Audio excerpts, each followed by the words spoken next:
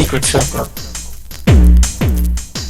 Welcome to the Secret Circle with me, Dr. Luke Deckard, the podcast where I chat with authors, filmmakers, musicians, and more about the art of their craft and let you in on some of their secrets. Today's guest is box office columnist and film critic Scott Mendelson, and today we're going to let you in on some of his critical secrets. Scott, welcome to the podcast. Thank you very much for having me. Oh, I'm glad you could join. I've followed your work for a good number of years. It's always been fun and interesting seeing the way you engage with film criticism and with other people's takes on your takes. It's been fun. It's been fun. So I'm really excited to bring you on and chat about the art of film criticism. So one of the questions I normally ask all of my guests, no matter kind of what field they're in, is the philosophical question of why. So the first question is why did you want to become a film critic and box office columnist and analyze all this stuff? What was the root of that? Well, when I was a kid, I got into movies, and even though I wanted to be a filmmaker, like most kids that are into movies at a certain age, I was always drawn to the business side of it, from obviously box office to things like marketing and what does this poster look like and how does this trailer play and what marketing choices are they making? You know, why did this film succeed or fail? And obviously I did a lot of film criticism too, because, you know, not to skip ahead, while opening weekend often doesn't have as much to do with the quality of the film, post-opening weekend absolutely does. So it does matter if a film is quote unquote good or not, to a certain extent. Went to school for, got my bachelor's in film theory criticism, moved out to Los Angeles just to try my hand. And I spent a few years in DVD quality control, working for firms there. And then I eventually got out of that. And by that time, was married and I had a kid with a second one on the way. So I thought, okay, I'll just, do a normal job. And I actually got my paralegal certificate from UCLA. Right. And I did that for a few years. While I was doing that, from around 2008 to 2013, I basically started doing my own blog on Blogspot just for the hell of it. Yeah. It was something called Mendelson's Memos, reviews, punditry. But I found myself gravitating to the box office stuff more than, certainly more than the political stuff, just because this was 2008. Everyone had political blogs. Yeah. And so I did that as a hobby for 5 years until I got recruited by Forbes.com as a contributor, thinking, oh, this will be nice. I can pay down some bills. I'm doing this anyway. If they want to pay me a little money, great. And by the second month, the pay was based partially on traffic. And by the second month, I realized, oh God, I'm good enough at this and am able to get readers to an extent that this could be my job. Right. Stayed at the day job for a year and a half because we were trying to buy a house. So because of the shenanigans of mortgages. Yes. So I was, for a year and a half, I was doing Forbes and being a paralegal. Bought the house in August of 2014. And then I was just Forbes. That was basically my full-time gig. Technically, I was a freelance contributor, but I only worked for Forbes. Yeah. Nice. As far as why, because I was good at it and I liked it. And because I liked it, I was good at it. And because I was good at it and liked it, people gravitated toward that kind of punditry. Yeah. And so and now I do it because it's what I'm good at and it puts food on the table. I mean, I always tell people, only half joking, that, watch out, people, when you do, when the thing that when you do what you love for your job, the thing you love becomes your job. Yes. And, it's obviously the industry has changed a lot in the last 10 years in ways that frankly sometimes make this job less fun. Yeah. But at the end of the day, I'm incredibly grateful and lucky that I was able to turn this to a full-time occupation. Yeah. In the way that I have. Yeah. So I spent 9 years at Forbes. And then I went to the Wrap for a year and change as sort of a more conventional business reporter. Mm, And I only recently left that yeah. within the last couple of weeks. And it was a wonderful experience. I'm very grateful, but it wasn't the kind of thing I could see myself doing for the rest of my life. Yeah. Um, and now I am a columnist for Puck News on a weekly basis. Yes. And I just started my own Substack called The Yes. Outside Scoop. Yes. So if anyone's listening to this and wants to support me and wants me to keep doing what I'm doing, pay me. Hit that Substack. Yeah, I mean, it's as much as I hate begging for money, at the end of the day, A, that's the way the world works. And Yeah. B, the more paying subscribers I am able to get, the more I'm going to do it. Mm, And B, the more time I will feel comfortable allocating to stuff that might not move the needle in terms of traffic or whatever, like yeah. interviews, Yeah. like driving an hour out of my way to see in the Forbes days when times were good. Mm, One thing that I prided up myself on is that I did the homework. And by yeah. that, I mean, if somebody, if there's a new screen format that was out, I would go and watch a movie in that format Mm, and then report back on this is what it's like. yeah. Um, and so stuff like that, or going to see a movie that, I might not be writing about 100 times, but Yeah. it might make for one good article. Right. Right. So Right. stuff like that. Fair enough. So if I don't feel the need to be at my desk all the time, that is to the site's advantage. Right. Right. So something you mentioned that I want to pick up on is you mentioned that the opening weekend isn't as important as the following in terms of gauging quality of a film. Um, Yes. I'm wondering can you give me a recent example where that has been the case? Because I mean this year has been 2023 has been a interesting year for all sorts of different blockbusters and all sorts of different reasons, whether that's the Flash or Indiana Jones or Mission Impossible or the Marvels. There's all sorts of reasons to why things have been up and down. But yeah, so I'm interested in maybe having you unpack some of that for the Well, audience. I'm going to choose I mean, obviously stuff like The Greatest Showman, which Yeah, opened small and legged out on the scale of Titanic. yeah. Um, Obviously Everything Everywhere All at Once, Hmm. great movie, had spectacular per screen average, but then, made 100 million worldwide. Yeah, And that is not to be expected. Um, yeah, Pixar's Elemental had one of the worst 3-day openings in Pixar history. And yeah. it's because it was good, because people liked it, because the word of mouth was strong, Mm, and because there wasn't a lot of animated films in the marketplace. It legged out to about 155 million domestic, and then it did about 450 worldwide. Now, the cruel irony of that is that it's still not super profitable because the film cost 200 million to make. yeah. But it is a sign that maybe the damage done by Disney Plus and the Mm, emphasis on Disney Plus mm, in terms of convincing people to stay home and not watch a Disney film in theaters, maybe that can be fixed long term. mm. Um, Another more recent example is The Hunger Games: Ballad of Songbirds and Snakes, Yeah. which I thought was a pretty good movie. Mm, As someone that has mixed feelings on The Hunger Games overall, I'm kind of yeah. perplexed by the mixed reviews, but whatever. It's subjective. But the film opened $45 million, which is a little under tracking, but it is legged out to 135 million domestic already. And it has had better post-debut legs Mm, than any young adult fantasy franchise film opening in that pre-Thanksgiving slot ever. yeah.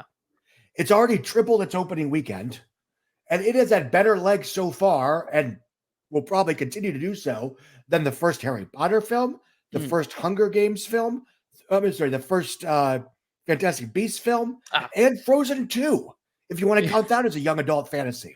And Yeah. I would argue that in 2019, Disney was trying to have its cake and eat it too.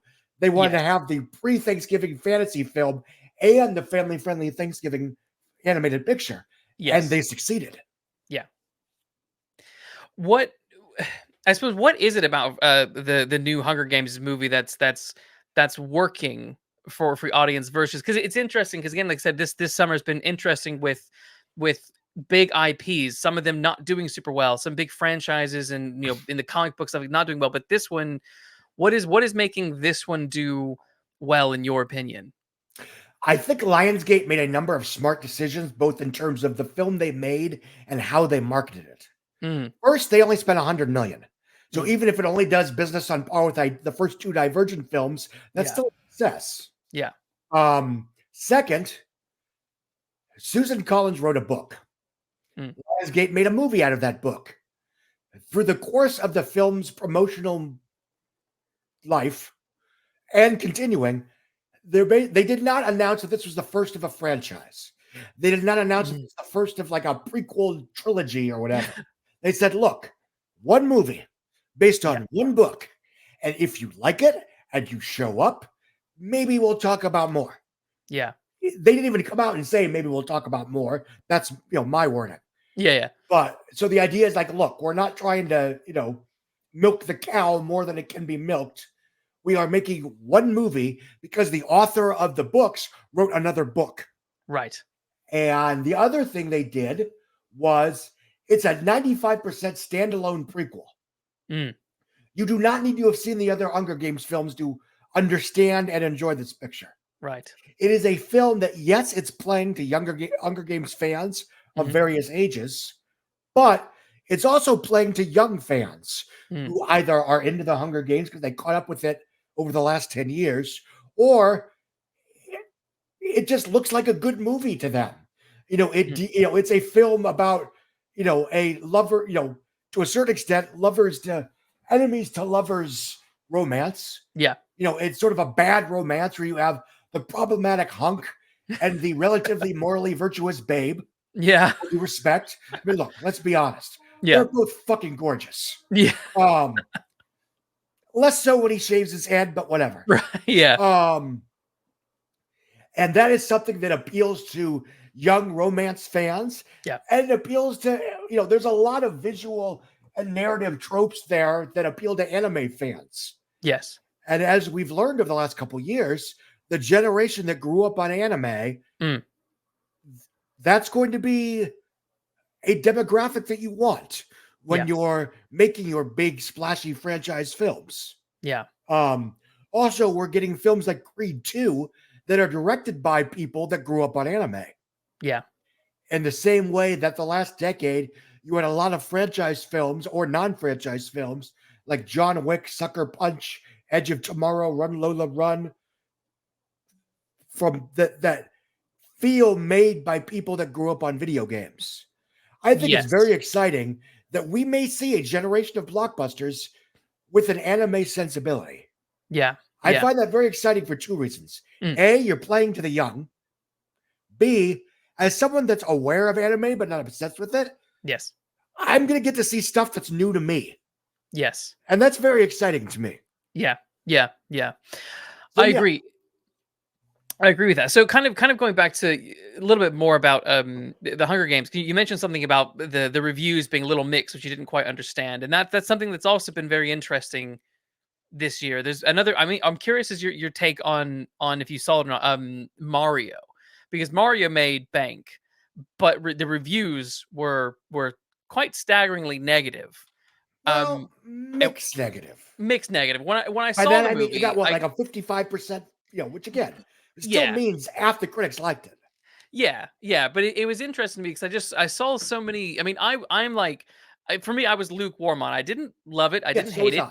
It was okay, but there was some very kind of like visceral like distaste for the film by certain critics that I didn't quite understand. But then if you look at if you take the pulse of the audience, they seem to be loving it. So I'm curious as your take on that situation this year. Well, as someone that didn't love it, Mm, I mean, but still expected it to, I mean, honestly, I expected it to be the biggest grossing movie of the year. And the only yeah. reason I'm wrong is fucking Barbie, pulled The Force Awakens. Somehow, Mazel, by the way. yeah.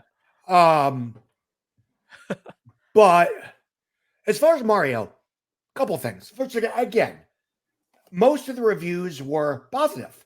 I mean, Yeah. I have not checked Rotten Tomatoes recently, but if I recall, the meter was something like 53 or 55% rotten, or Yeah. rotten, but 53% fresh, which means, again, half the critics thought it was at least 3 stars or better. Yeah. The other thing is that when we deal with these big, bubbly franchise pictures, Mm. once upon a time, films like that were not expected to get good reviews. I mean, people like to talk about, oh, Jurassic World made $1 billion, even though critics hated it. Critics are out of touch with audiences. Like, I'm sorry. I like Jurassic World Dominion well enough. But back in my day, Dino Park Massacre 6 was not expected to get good reviews. It's just that we have this, for one thing, geek-centric franchises took over the world. Yes. And because the internet allows everyone to have a voice, and because the media kind of partially depends on SEO-driven articles that are basically people on Twitter are saying, you have this weird notion that something would have been perfectly normal 20, 30 years ago, which is that this new franchise film got bad reviews, but was a hit anyway, is now being taken as a piece of, as evidence in the ongoing culture war. Because everything's got to be part of the culture war now. Yes. Yes. And I'm not even talking about the YouTube, the racist, misogynistic YouTube industrial grift complex. Yes. But you know how that works. I mean, it's now Godzilla -1 is a hit because it's not woke. Yes. Like, look, I love the thumbnails that they've made with Godzilla setting the Disney castle on fire. Yeah. That's very funny. It is. They Or are. like there's this one thumbnail. I don't watch these videos, but the thumbnails, Yes. it's like, they want him gone. Well, yes, because he killed 10,000 people. Yes, I would also want him gone. I love that. Godzilla killed my family. I also want him gone. Yes. But anyway, so now everything's got to be part of the culture war. Yeah. Which means that when a film like Super Mario Brothers gets like 55% fresh, which is pretty great for a video game movie, by the way. Yeah. It was probably in the top 5, if not the top 10 by default. It now becomes critics are out of touch and the real, the audience is voting with their wallet, which is good. And it's somehow a problem that critics don't like the Super Mario Brothers movie. Yeah. But it's not. No. Another good example, Five Nights at Freddy's, one of the worst movies of the year. Yes. But I am thrilled that it's a smash hit. Yes. Because A, it's a new IP based on a relatively new brand. I'm sorry, it's a new franchise based on a relatively new IP that is doing very well. Yeah. And it's a new franchise based on a new IP that's aimed not at me, but at my kids. Yeah. Yes. And when I was a kid, I took my parents to plenty of movies that made them want to gouge their eyes out. Oh, that I enjoyed because I was 8 years old. Yes. Yes. But for the last decade, and then I'll stop because I know you want to interject. For the last decade, one huge problem we've had with Hollywood is you've had the reverse. You've had these big splashy franchise films aimed at people my age that were counting on kids to be just as interested as I was. Yes. To the extent that I was even interested. I mean, I didn't give a shit about Indiana Jones. I didn't give a shit about The Flash, etc., etc. But stereotypically speaking, you had this weird situation where like parents are dragging their kids to Indiana Jones because they want to see it. Yes. And that is terrible. Yes, that's a good point. Let's pick up on Indiana Jones just because you mentioned it. That to me was a really fascinating just experiment to me because I saw it coming. Yeah. I saw it coming. You did. I didn't see Top Gun being a hit, but I saw Indiana Jones being a flop. Yeah, no, I agree. I did not expect myself to love Top Gun Maverick as much as I did. That blew my mind how much I liked that movie. And how good it, in my opinion, how good it was. But Indiana Jones was nuts because I loved Indiana Jones growing up as a kid. Crystal Skull was questionable. Yeah, I like it. Three-star film. I like it more now than I did back in the day. So I guess it was odd for me to see Disney put so many eggs into this basket of this franchise with this, Harrison Ford, he's up there. He's an elderly actor. He's not able to do the stuff that Indy used to do. And I just didn't feel that the Indiana Jones as a pop culture icon had the gravitas to younger kids anymore that he did back in the 80s and 90s and maybe early 2000s. So yeah, I guess that's what's interesting me is why are we going to start seeing a change in trend now, or will Disney and others learn from this mistake, or was there a way to do Indiana Jones successfully? Well, I mean, if we believe in the chaos theory that, yes, if they had made entirely different decisions, maybe they would have had a better result. Again, that was meaner than I intended. I apologize. No. I got it. It was good. For one thing, when you have an Indiana Jones movie that is not directed by Steven Spielberg, is not produced by George Lucas, yeah, then it's just another piece of Disney IP. Yeah. It's not unique anymore. Yeah. It basically turned it into Mummy, Curse of the Tomb Emperor, or Tomb of the Dragon Emperor, whatever the fuck that one's called. Oh, yeah. Where you add Brendan Fraser's there, but everybody else is gone. Yes. And yeah. The other thing is that, again, he's 80 years old. Yeah. He's in pretty good shape for an 80-year-old. I've seen Yellowstone 1823. And what is the name of the Apple show he does? Oh, is it the morning? I love it. Morning show or something like that? No. Morning Glory was the movie he was in with Rachel McAdams. That's what I was thinking of. Which is okay, because I can't for the life of me remember. No, I can't either. I'm going to look it up because it's really good, and I want to keep forgetting. I want to stop forgetting the name of the show. Yeah, no, it's fine. The wonderful, yeah. It's one of those shows that I don't have Apple TV. Shrinking. That's yes. It is excellent. It's made by Bill Lawrence, who did Scrubs and Ted Lasso. Right. And it very much feels a piece with those shows. And I don't know what Apple TV costs now because I get screeners. Sorry. Right. But it's like $5-6. It's worth it to watch that show. Okay. I think of it as like you're renting a movie. On that. Honestly, there's a lot of good stuff on Apple if you have the time. Yeah. It's probably the best bang for your buck in terms of the streaming ecosystem. Yeah, it's streaming is a weird one. What's your take on the overall scope of streaming at the moment? Because I mean, we've cut back on Disney. I very rarely even watch Amazon Prime. I find myself gravitating more towards Paramount Plus at the moment, but that's really to rewatch old stuff. Like they have one of the best movie libraries. They do in the platform. They do of streaming. Yes. Yes.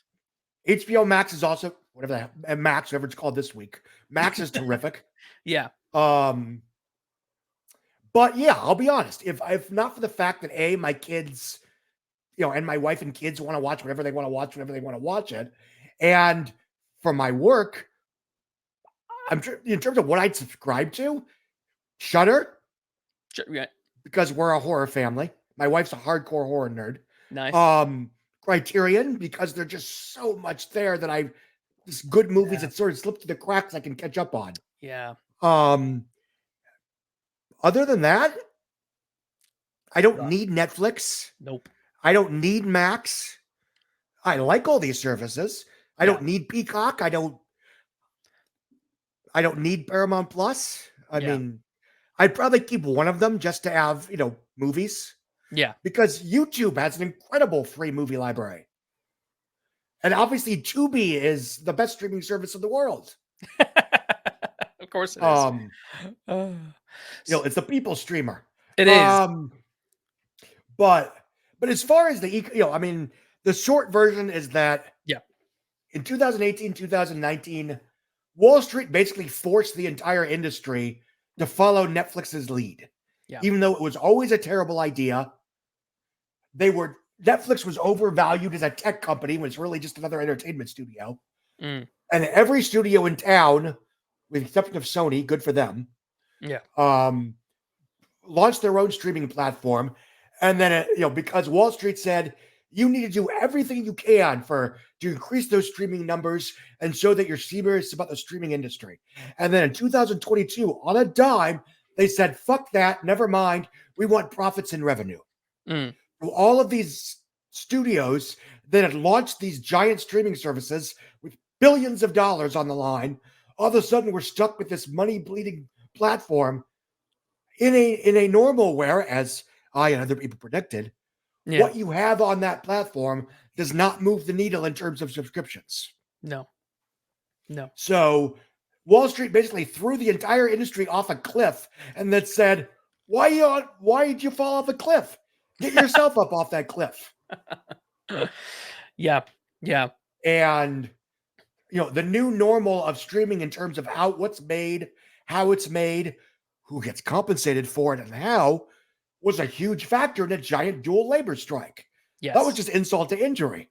Yes. Yes. Yeah. So the good news is I think the studios finally realized that, hey, theatrical is still the driving force in how we make money in filmed entertainment. Yeah.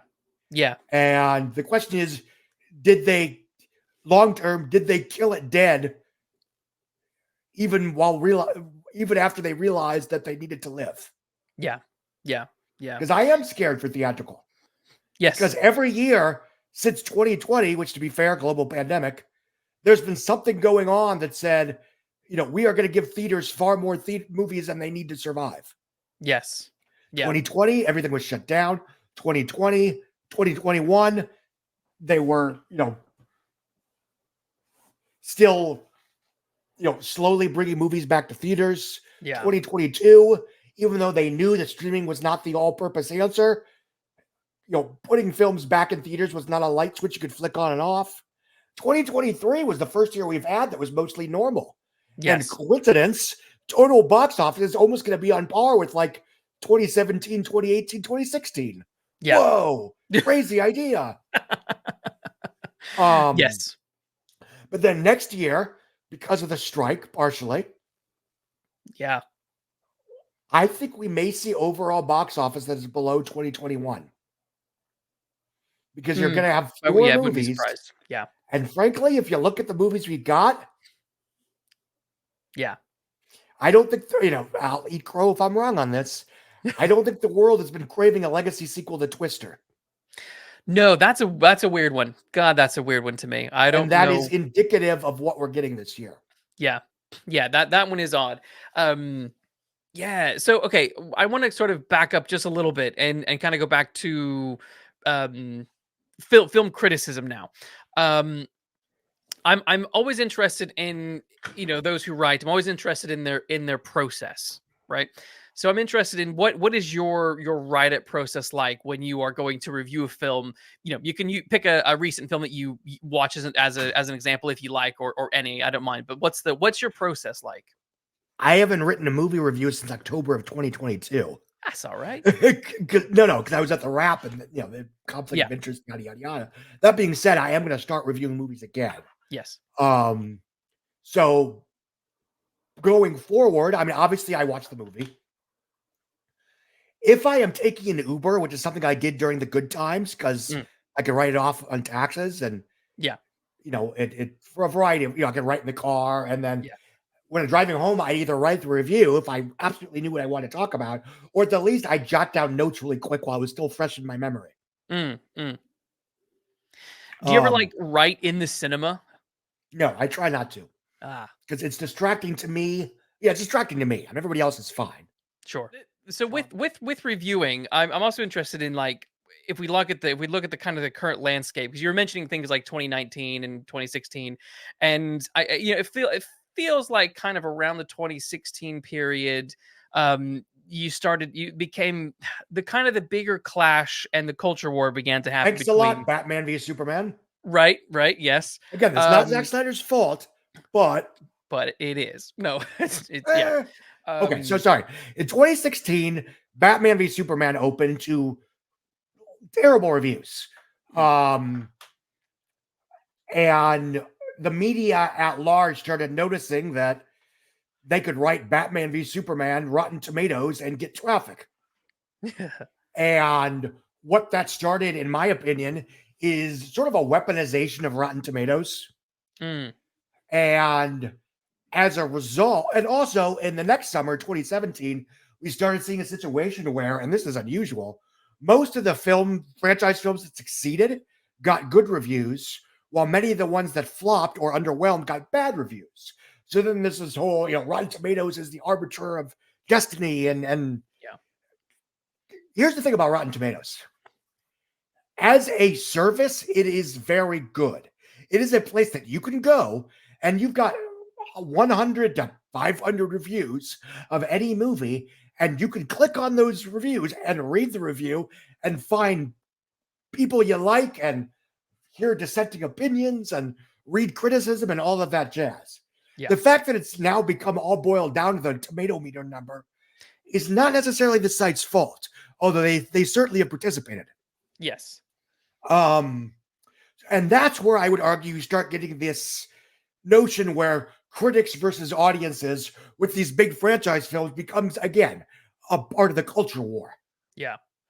The problem is, I would argue that fandom for pretty much every IP has developed certain segments that have become almost like a cult, and they've become part of their personality. Yeah. So when you say the newest Star Wars movie is bad, or the latest Game of Thrones was disappointing, people act like you're criticizing their children. Yes. Yeah. And because the internet allows anyone to go on social media and tell you you're an asshole, or write to your boss and tell them you should be fired. Yeah. This is a new dynamic that did not exist 10, 12 years ago. Yeah. 13 years ago when people got death threats on Rotten Tomatoes for writing bad reviews of The Dark Knight Rises, that was terrible, but that was mostly confined to the Rotten Tomatoes message board. Yeah. And it was seen as this weird, well, that's stupid. Yeah. Now you have a situation where, a critic can write a mixed negative or mixed positive review, and it gets treated like a ban because everything is either great or terrible, and you can get, basically firebombed on social media. Yeah. And because there is another segment of fandom, some of which overlaps, that discusses these films and shows and this music and books in the language of social justice, now it becomes the fact where, simplistically speaking, if you don't like the Marvels, you're a sexist. Or if you like Green Book, you're a sexist or a racist. Right. Which is insane. Yes. Yes. And so all these, these interlocking narratives have created a situation where all of this art and the way it's discussed and the way it's criticized and the way it's praised, it all becomes ingredients in a giant culture war stew. Yeah. Because both the mainstream media, and by that I include basically everything that isn't on the fringe, and the fringe media needs that to be the case to pay their bills. Yeah.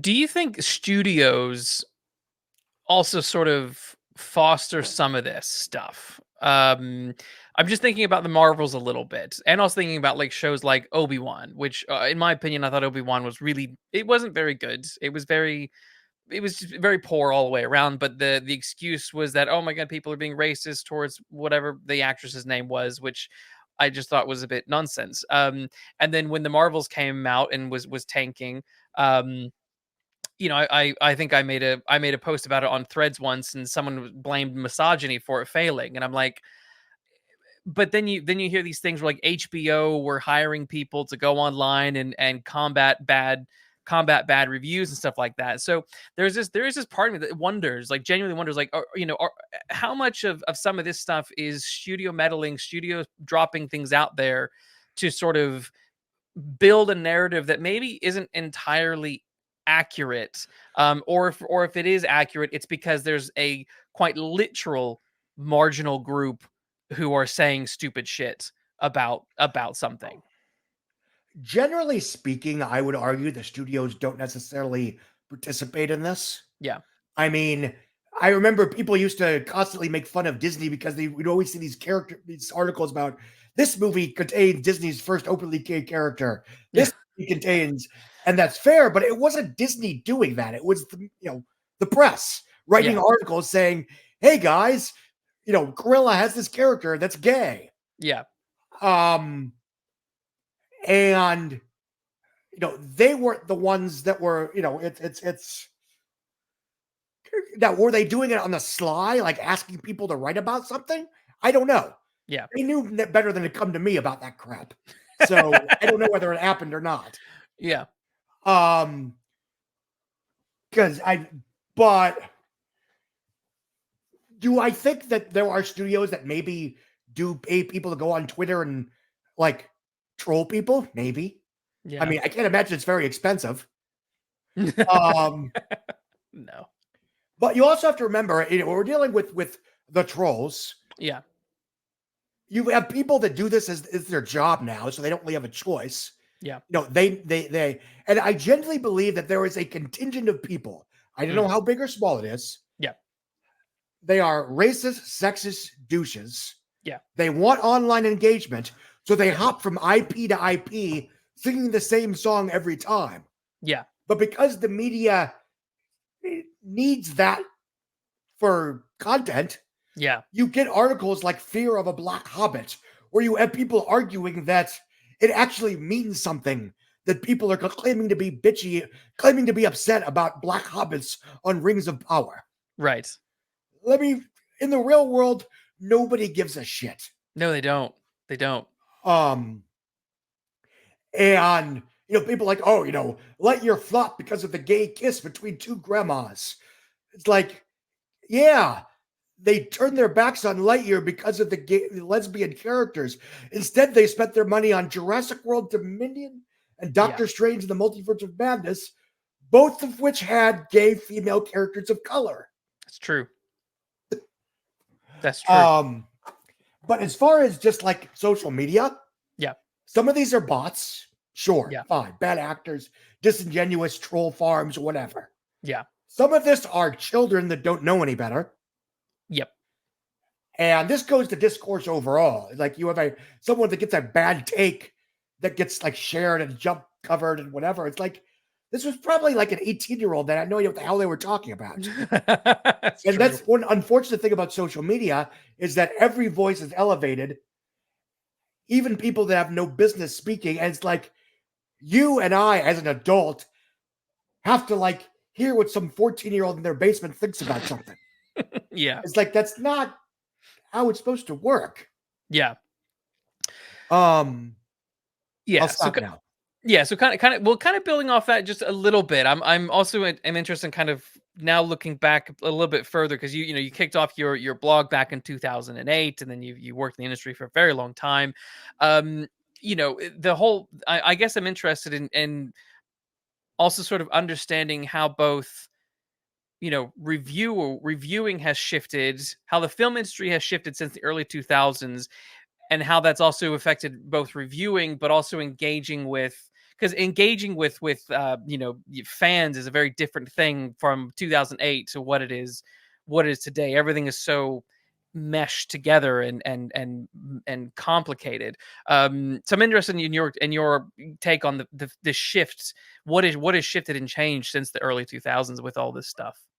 I think there have been two very big changes that aren't necessarily connected.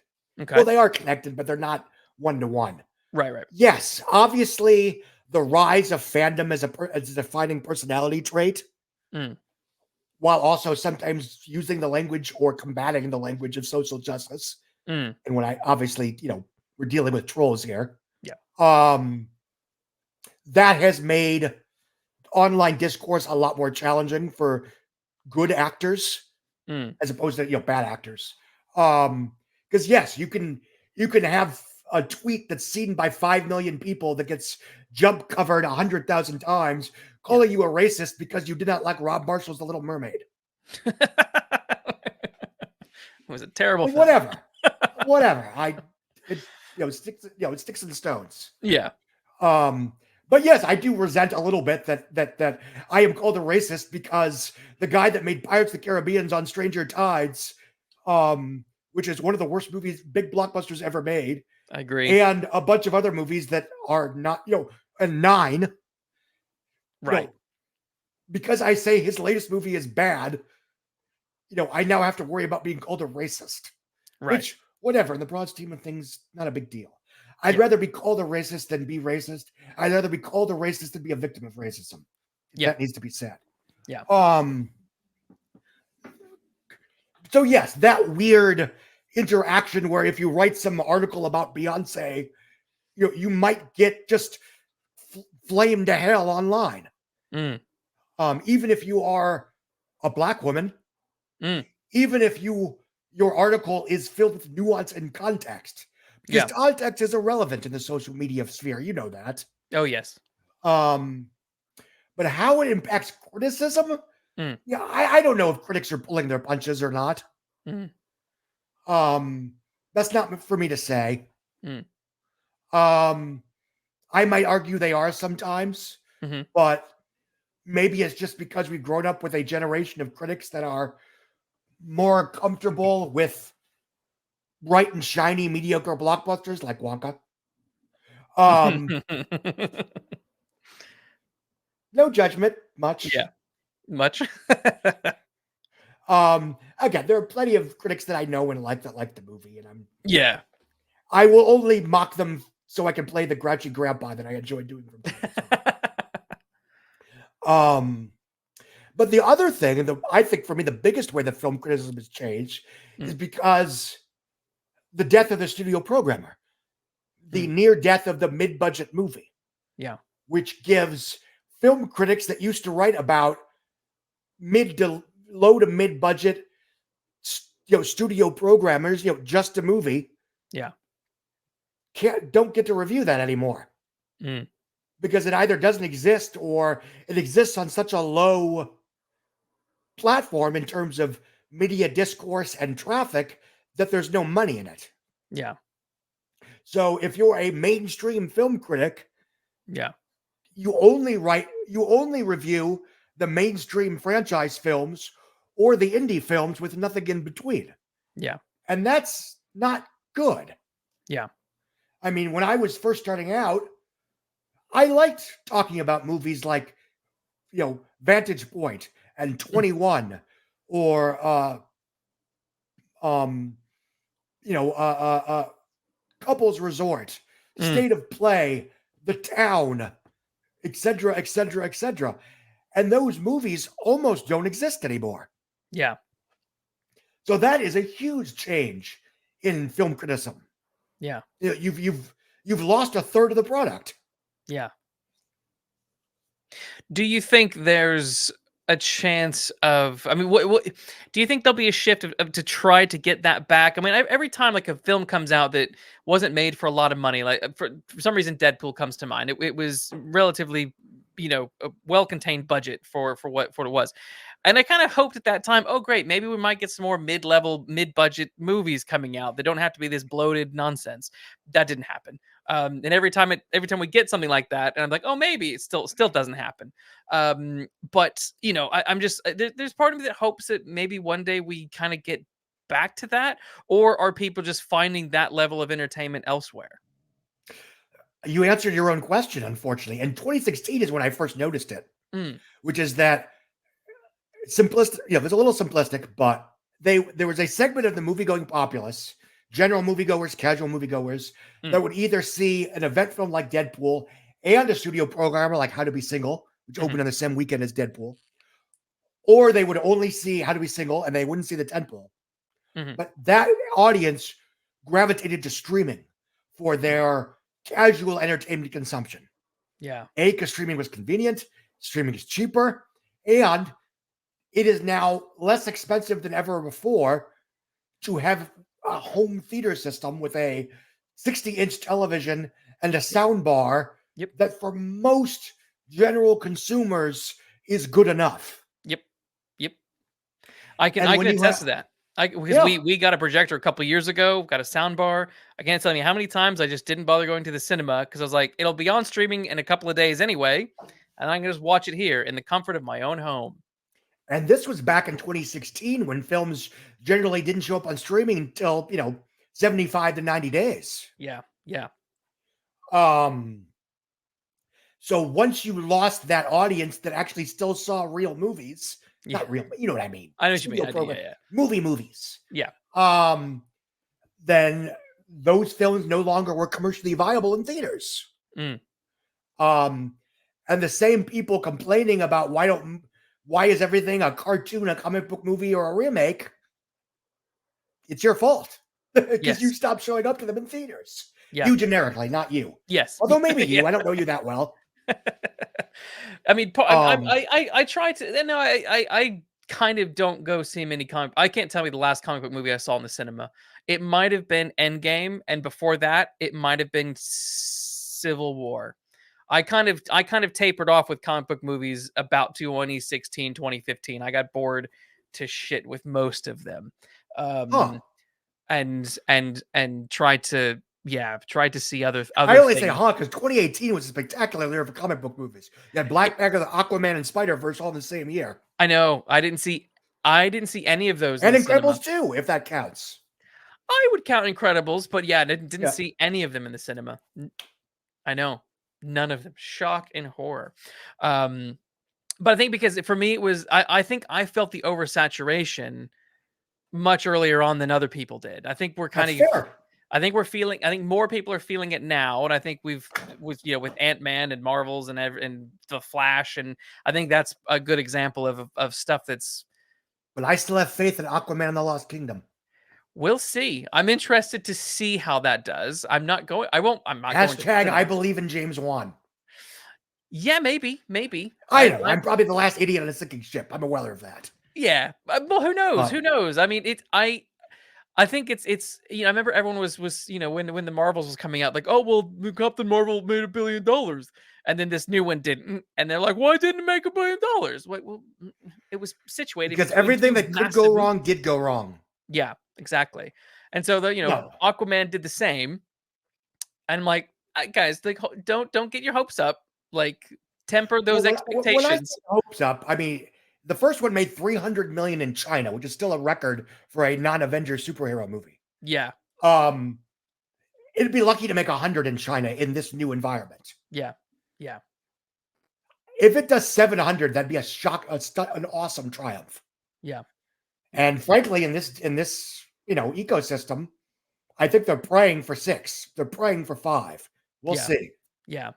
Do you think? I mean, just we'll kind of round all the conversation here shortly. But I'm with DC in particular. Do you think they sort of shot themselves in the foot with these last couple of films by announcing Yes, Gun and all that kind of stuff?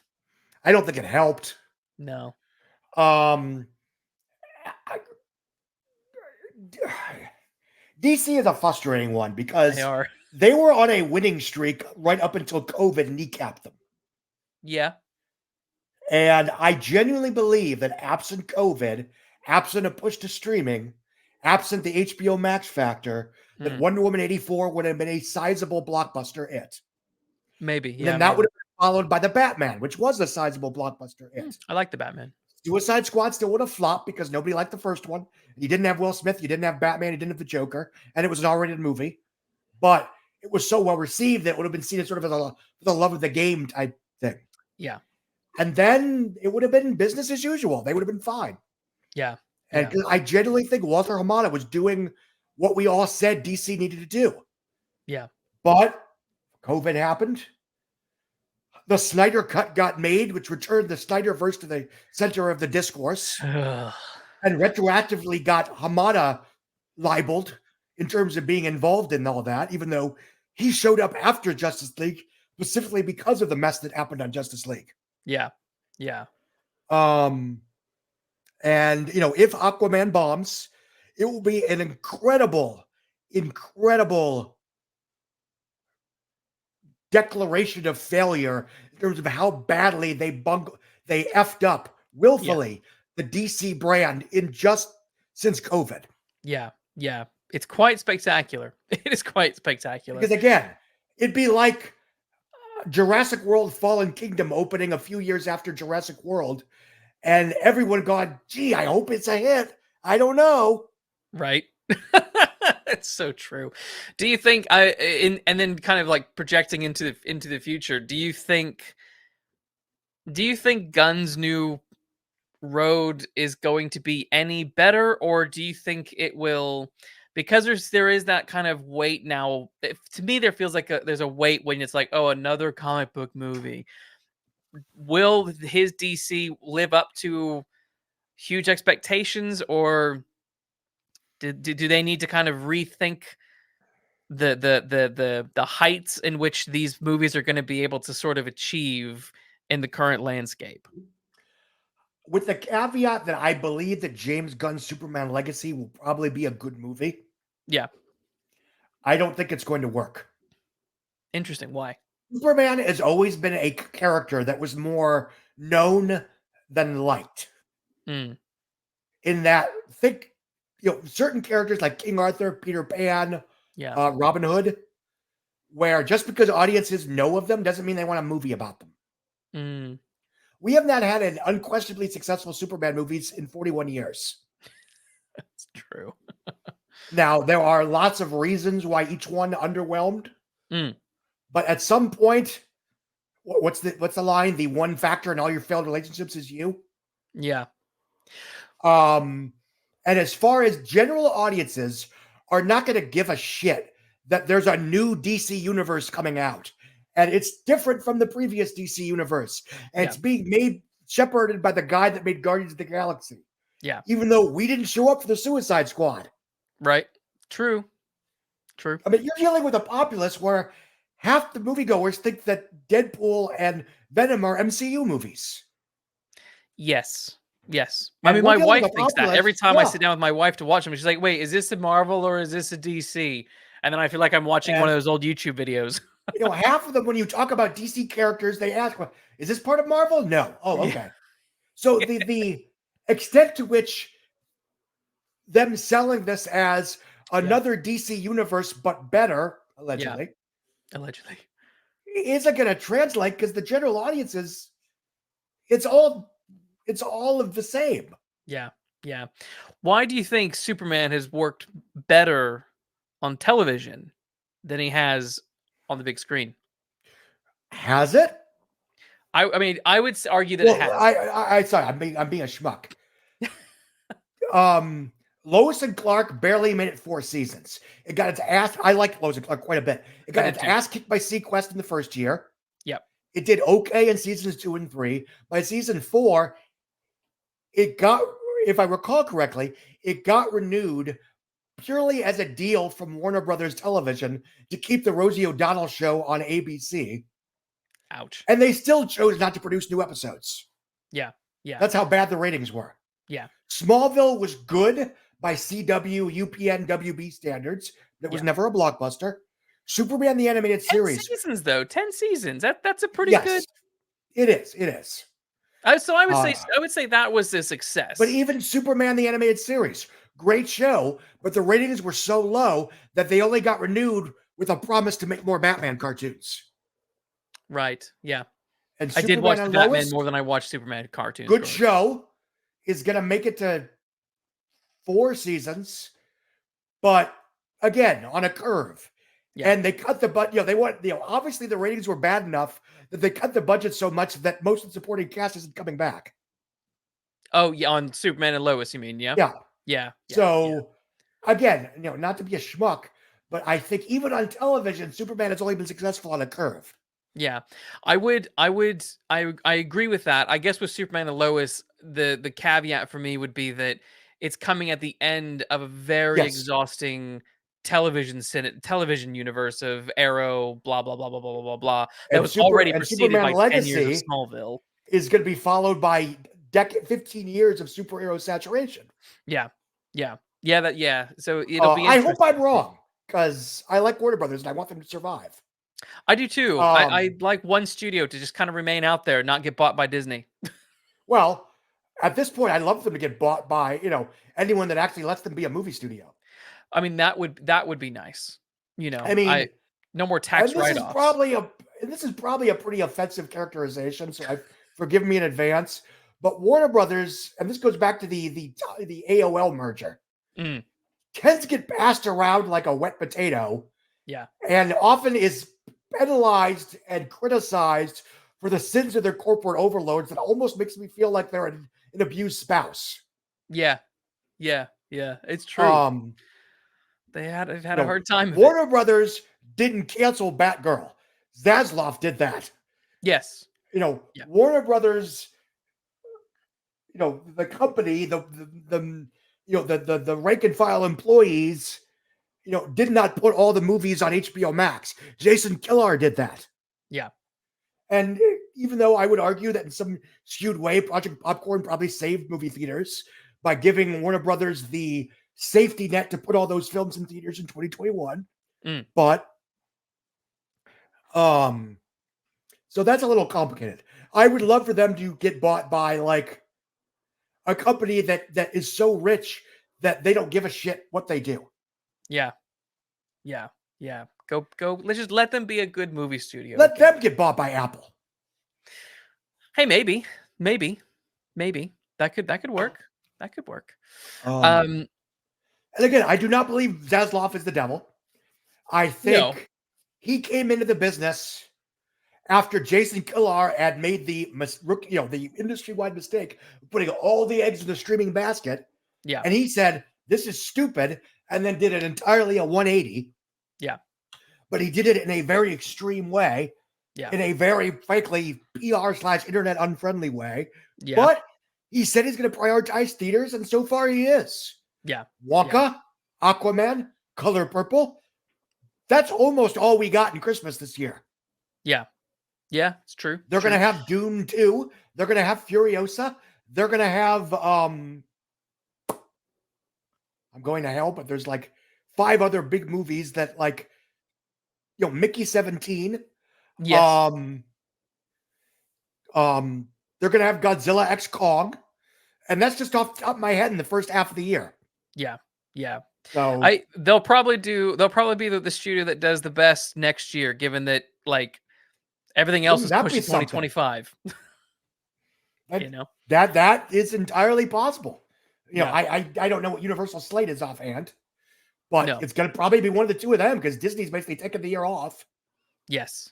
Which is a problem for theaters, and that's one reason why I am concerned that next year could be worse than 2021. Yeah. Because even an underperforming Marvel movie is better than no Marvel movie for theaters. Yes, but I guess even an underperforming Pixar original, like theoretically Elio, is better than no Pixar original. Yeah. Yeah. I suppose the day I'm hoping for now is kind of what you mentioned earlier about like Five Nights at Freddy's. I want to go back, not go back because it sounds like I'm like nostalgic for shit.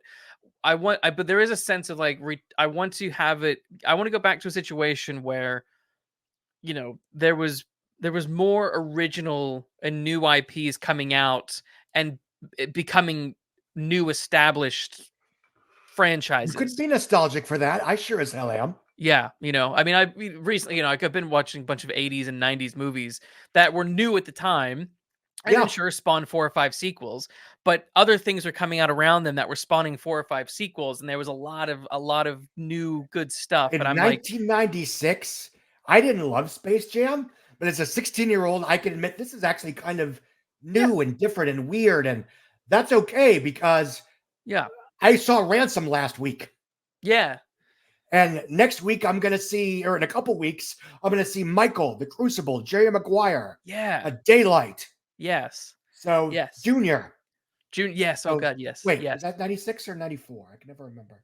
Anyway. Oh, I don't know now. Anyway, it doesn't matter. But I take your point. Your point is valid. And that's, I'm the same. I'm like, I would love to go back to that kind of movie making, that kind of theater experience where it's just, there's an interesting thing in the cinema all the time that isn't big Marvel movie, isn't big Disney thing. And I accidentally forgot to answer a question you asked a while back, so I want to jump back on that. You asked whether or not the studio programmer can make a comeback. Ah. Maybe. And here's the irony.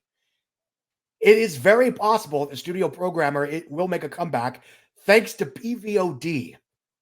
Mm, Because PVOD is so far, it's a new revenue stream that is not cannibalizing theatrical, yeah. that only works for films that have played in theaters. Right. So if you can have a movie like The Northman that can do Yeah. $65 million worldwide in theaters on a 70 budget, that Yeah. somehow does well enough on PVOD, VOD, DVD, streaming, licensing, all of that jazz, so that it actually makes a profit. Yeah. A profit that is only possible because that film played in theaters. Mm, You now have a financial incentive to make a film like that for theaters that did not exist in 2020 yeah. or 2019. Yeah. So maybe. Maybe. We can hope. We can hope. I gotta wrap it up now, Scott. But Yes. this was a lot of fun. I really enjoyed chatting with you Thank about you. box office, streaming, culture war, reviews. There's Everything. everything. This was good fun. Um, you did a little bit of a blurb at the beginning about kind of where people can find you, but let's just do Oh, another one real quick. Where can people find you online if they so choose to? I'm on pretty much all the social media ones, but I'm only particularly active on Facebook and Twitter, Yeah, or whatever the hell they call those now, Meta and X. just something like that. I'm on Blue Sky. I'm trying to be better on Blue Sky. I've given up I'm on on all those. Threads. Nobody's on Threads. I technically have a TikTok account, but I promise no dancing. Yeah, I technically have an Instagram account. I promise no thirst traps. yeah. Even though I'm losing weight, yay me. But where I am, I have a not weekly, but almost weekly column on the Sunday night what I'm hearing newsletter for Puck News. Mhm. But the big thing, at least for me, is it's a new Substack. It's called the Outside Scoop. It will basically be a lot of what I used to write for Forbes and Mendelson's memos. It just started last week, so it's a little slow in terms of volume. I only did like 6 posts last week, which for me is not a lot. It is free for now, but it will be partially paywalled in January. Mhm. And again, not to be simple, not to be grovelly. If you like me and want to support my work, Pay the man. show up, pay me. It's again, vote with your wallet. Exactly. Cool. Cool. And yeah, so that's where I am. Wonderful. And for those listening on Spotify or Apple, there will be links to your Puck columns and your Substack in the description. Same if you're watching this on YouTube, there will also be links in the description of this video as well. Thank you. Find Scott. He's great. He's full of lots of useful and valuable information. Very got a very good critical eye, I think, for the film industry, and it's always interesting to. If you read my read your stuff, you can learn the hottest new trends years before they actually happen and There be you go. powerless to stop it. There you go. There you go. This is wonderful, Scott. Yeah, thank you so much for coming on, and everyone, thank you so much for listening, and I will see you all next week. The Secret Film.